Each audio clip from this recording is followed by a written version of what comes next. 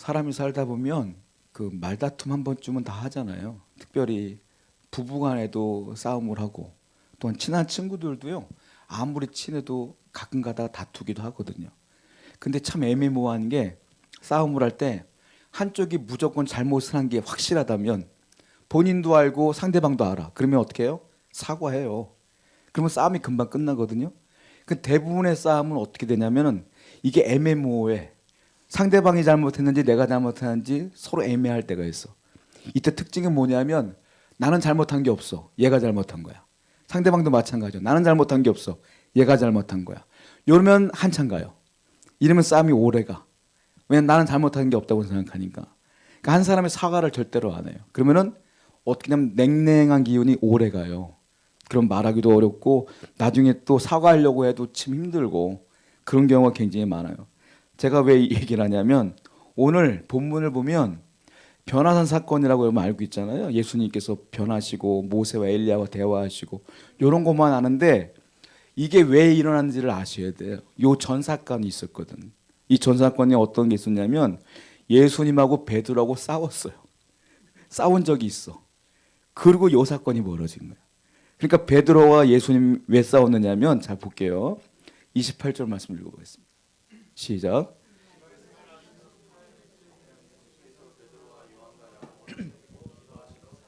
이 말씀을 하신 후 얼마 지났어요? 8일.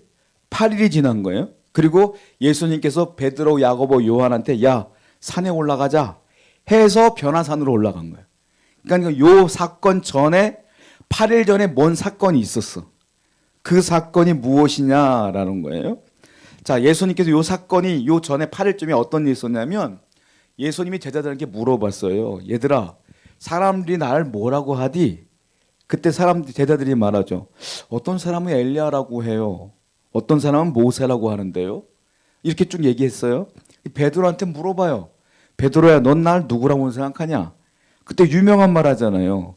주는 그리스도시요 살아계신 하나님의 아들입니다. 이 얘기를 했어요. 이게 8일 전쯤인 거야. 성경을 볼게요. 22절과 23절입니다.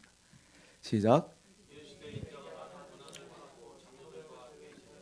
서기관들에게 버림받아요 죽임을 인하고 제3일에 살아나야 하리라 하고 또 우리에게 이르시되 아무든지 나를 따라오거든 자기를 부인하고 베드로가 그 고백을 한 걸 들으시고 요 말씀하신 거예요. 예수님께서 그래 네가 신앙 고백 제대로 했다. 자 그러면 내가 얘기해 줄게. 나는 곧 죽어. 나는 죽고 3일 만에 부활할 거야. 이 얘기를 그때서야 하신 거예요. 왜? 베드로가 진짜 신앙을 고백했기 때문에 당신이 돌아가신다는 얘기를 그때 처음 하신 거예요. 나 이제 죽는다. 그 3일 만에 부활할 것이다. 그리고 너희들은 나를 따라오려면 제자가 되려면 뭘 하라? 자기를 부인하라. 그리고 자기 십자가를 지고 따라와라. 이게 그때 얘기하신 거예요. 그 얘기했을 때 베드로가 네 하지 않아요. 뭐라고 말합니까? 마태복음 16장 22절이에요. 시작.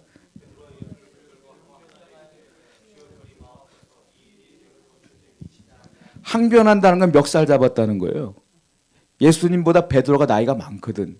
그러니까 베드로가 아니 당신이 우리를 데려와 놓고 죽는다고 하면 어떡하냐. 죽으면 안 된다라고 항변하는 거야. 이거는 막 소리 지르며 싸운 거야. 베드로가. 그럴 때 주님께서 베드로한테 유명한 말씀하시죠. 16장 23절 마태복음 시작. 사탄아 내 뒤로 물러가라. 너는 나를 넘어지게 하는 자로다. 네가 하나님의 일을 생각하지 아니하고 도리어 베드로한테 뭐라 그랬어요? 이런 사단아 이렇게 얘기한 거야. 그러니까 베드로가 충격을 받아. 아니 수제자인 나한테 사탄이라고 하는 예수님께서 그거를 베드로뿐만이 아니라 나머지 11명이 제가 다 들었어요. 그거를 같은 방에서. 그때부터 공기가 이상해져. 이게 싸운 거예요. 이게 우리가 볼 때는 유명한 말씀이니까 넘어갔지만 요 배경을 생각해보면 굉장히 이상한 상황인 거야. 베드로하고 예수님하고 대판 싸운 거예요. 쉽게 말하면. 그리고 나머지 11명은 눈치 보고 있는 거예요. 수제자인 베드로가 소리 지르고 싸웠으니 지금 침묵으로 계속 지내는 거야.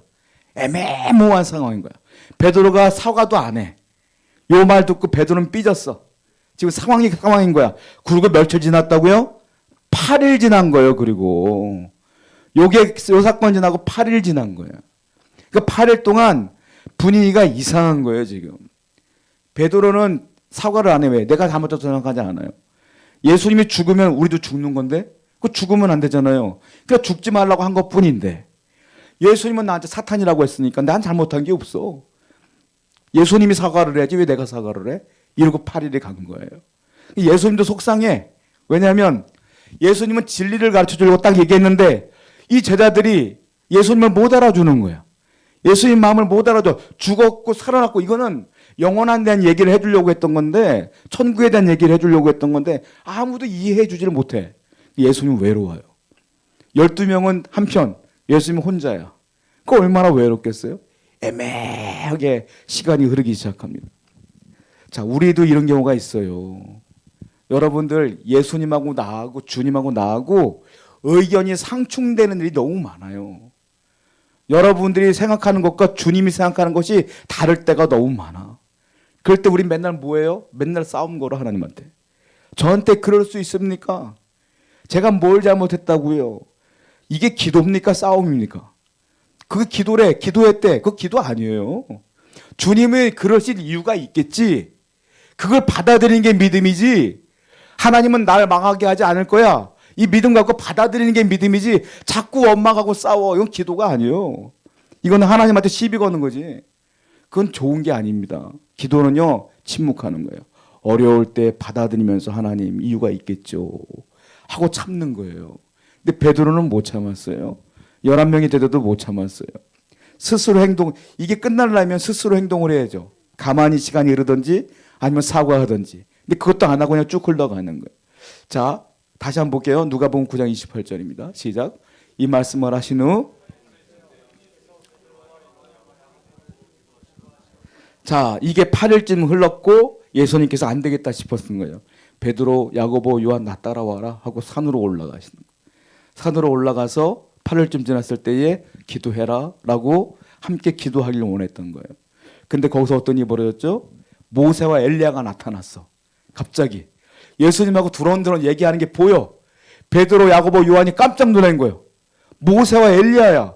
근데 좀 신기한 게 모세와 엘리야를 베드로가 어떻게 알아봤을까요? 사진이 있었을까요? 모세와 엘리야는 진작에 죽은 사람인데 베드로가 어떻게 알아봤겠냐고.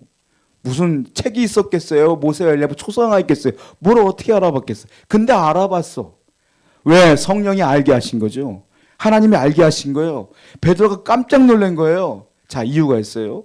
예수님이 왜 베드로, 야고보, 요한을 데리고 산에 올라가서 모세와 엘리야와 대화를 했을까요?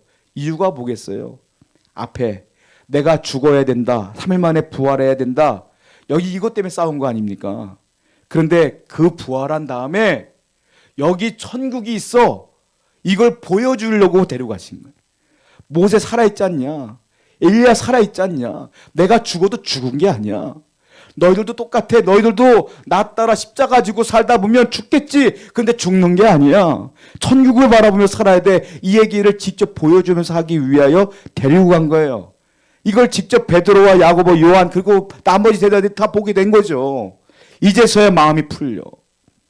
우리 주님의 기쁜 뜻은 제자들도 몰라요. 저도 몰라요. 여러분도 몰라요.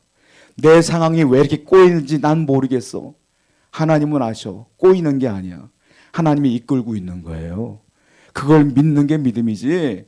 꼬일 때마다 원망하면 그거 어떻게 할 겁니까? 하나님께서는 앞을 보고 가시는 분인데, 우리 하나님은 여러분들 끌고 가시는 분인데, 우리는 이스라엘처럼 구름 기둥 뜨면 가면 돼. 그냥 멈추면 되는 거예요. 근데 베드로는 몰랐던 것이죠. 이제서야 알게 된 거예요. 자, 또 성경을 봐요. 누가복음 9장 31절입니다. 시작. 영광 중에 나타나사. 자, 하나님께서 갑자기 구름 속에 나타나십니다. 하나님의 음성이 들려요. 베드로, 야고보, 요한한테 하는 말이에요. 내 아들 죽는다. 이 얘기를 똑같이 하시는 거예요. 주님도 하셨고 하나님도 목소리로 말씀하세요. 이 아들이 하는 말이 맞다. 죽는다. 이 말이에요. 그리고 이 모세와 엘리야도 그 얘기를 같이 해. 예수님하고. 예수님 돌아가실 얘기를 같이 해. 그걸 다 듣고 있는 거야. 진짜 죽는 것보다 예수님이 여기서 큰 위로를 얻어요. 왜? 예수님의 마음을 이해해 줄 수 있는 모세와 엘리야를 만난 거야, 드디어. 그리고 하나님께서 직접 위로해 주시는 거야. 여기서 주님도 위로를 얻어. 우리의 위로는 사람에게서 얻는 게 아니에요. 하나님에게서 얻는 거예요. 기도 왜 해요? 위로받으려고 하는 거예요. 기도할 때 왜 싸워? 그러니까. 기도할 때 위로를 받아야지. 하나님께 기도하는 건 위로받는 거예요. 하나님은 문제가 그대로일지라도 나에게 똑같은 말씀하세요. 아들아, 딸아, 괜찮아. 내가 함께 할게. 그게 위로예요, 여러분. 상황은 그대로일지라도 그게 위로예요. 그럼 시간이 흐르면 그 상황도 서서히 바뀔 줄로 믿습니다. 이게 위로다라는 거예요. 주님도 위로받고 제자들도 위로를 받게 돼요. 또 성경을 봐요. 9장 35절입니다. 시작. 구름 속에서 하나님도 말씀하세요. 너희들은 그의 말을 들으라. 예수가 한 말을 들으라 이거예요. 예수님 뭐라 그랬죠? 누구든지 나를 따르려고 하면 자기를 부인하고 자기 십자가를 지고 와라 그랬잖아요. 그걸 따르라 이거예요. 그걸 따르는 것이 제자다라는 거예요. 제자는 한마디로 자기를 부인하고 자기 십자가를 지는 거예요. 그게 제자래. 여러분들은 어떻게 살아요? 자기를 부인한다는 건요, 자아가 죽는 거예요. 자기 십자가를 지는 건 자아가 죽는 거야. 그러니까 너를 죽이고 말씀을 앞세우고 살아라 이거예요. 말씀을 따르려면요, 충돌해요 자꾸. 말씀은 내가 하기 싫은 것만 하래. 말씀은 자꾸 나보고 금식하래. 말씀은 나보고 자꾸 복음 전하래. 말씀은 자꾸 나보고 기도하래. 말씀은 자꾸 참으래. 사랑하래. 다 내가 하기 싫은 거야. 그런데 자아를 죽인다는 건 말씀대로 사는 거예요. 하나님이 직접 말했어요. 자기 십자가를 지고 자기를 부인하는 게 맞다. 그게 너희들이 살아갈 방법이다 라고 말씀하시는 거예요. 사람들은 얘기해요. 기도할 때 그렇게 얘기해요. 기도할 때 항상 보면은 제가 성도들의 기도를 가끔 듣거든요. 우리 말고 옛날에 우리는 안 들리니까 조용히 기도하니까 크게 기도하시는 분들 가끔 들려. 예전에. 그럼 무슨 기도하는지 아세요? 하나님 내 자녀가요 지금 고3인데요 막 이렇게 기도하는 분도 있어요. 가끔 기도 고3 기도 모임 할 때 막 들어보면 그러면 자기 목표가 정확해. 얘는요 어디를 가야 되고요 기도합니다 쭉 이렇게 기도해. 그러면 저는 가끔 그런 생각을 해요. 자녀 교육에 대해서 하나님보다 본인이 더 전문적인 것 같다. 본인이 이렇게 생각하니까 그런 거예요. 얘는 여길 가야 됩니다. 기도하는 거야. 여기 보내주세요. 직장도 마찬가지예요. 얘는 여기 가야 됩니다. 나는 여기 가야 돼요. 보내주세요. 하나님이 더 전문가거든요. 그래서 자꾸 내가 정해놓고 기도를 해. 그거 하나님께서 원하시는 것도 아니에요. 자녀 교육도 직장 문제도 사업도 하나님이 더 잘 알아요. 우리보다. 젊은 친구들은 또 어떻게 기도하는지 아세요? 하나님 저 자매가 마음에 들어요. 하나님 저 형제가 마음에 들어요.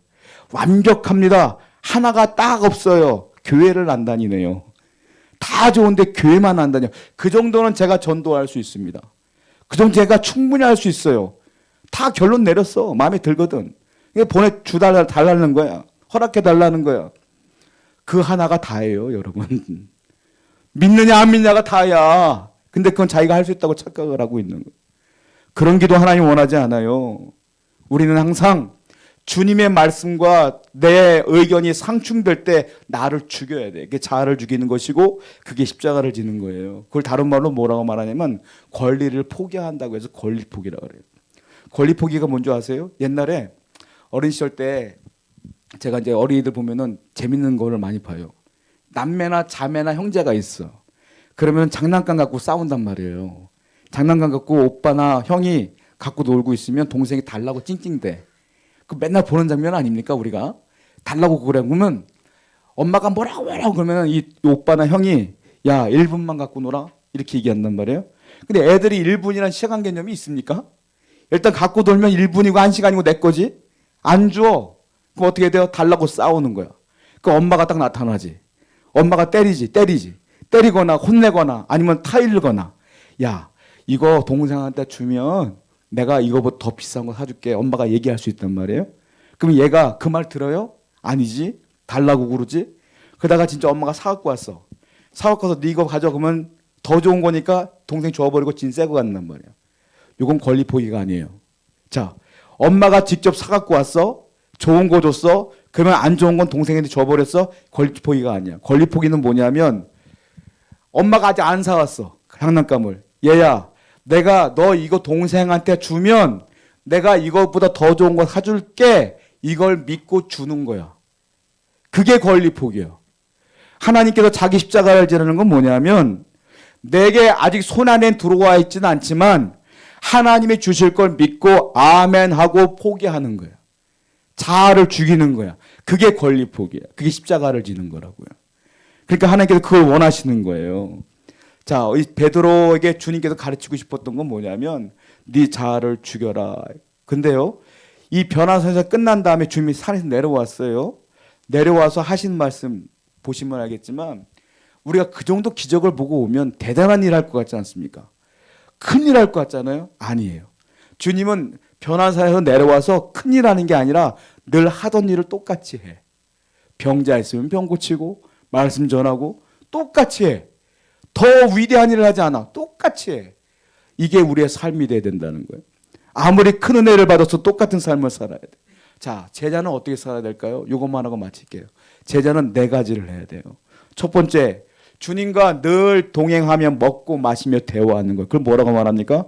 기도해요. 저와 여러분들은 똑같이 매일 해야 될 게 있어요. 그게 뭡니까? 기도해요. 그게 기도라는. 또 해야 될 게 있어요. 아까 제가 권리 포기만 했잖아요. 주님의 말씀과 내 의견이 상충될 때 뭐하냐? 포기하고 순종하는 거예요. 기도하고 순종하는 거예요. 그리고 또 어떻게 살아야 되냐? 주님께서 원하시는 건 변화산에서 베드로에게 뭐 보게 하신 거예요? 천국 바라보러 간 거거든. 그러니까 우리는 항상 여기를 보는 게 아니라 천국을 바라보며 양보하고 살아가는 거예요. 소망을 거기에 두는 거예요. 그 마지막에 어떻게 돼요? 그러면서 열심을 다하여 하나님을 위해 사는 거예요. 그게 제자라. 다른 거 없어요. 그냥 기도하고 그냥 순종하고 그냥 천국 바라보면서 열심히 주를 위해 사는 거예요. 그렇게 살다 보면 주님께서 여러분들의 삶에 개입도 하시고 은혜도 주시고 여러분들 천국 가는 그날까지 끌어주실 줄로 믿습니다. 우리 함께 말씀을 기억하고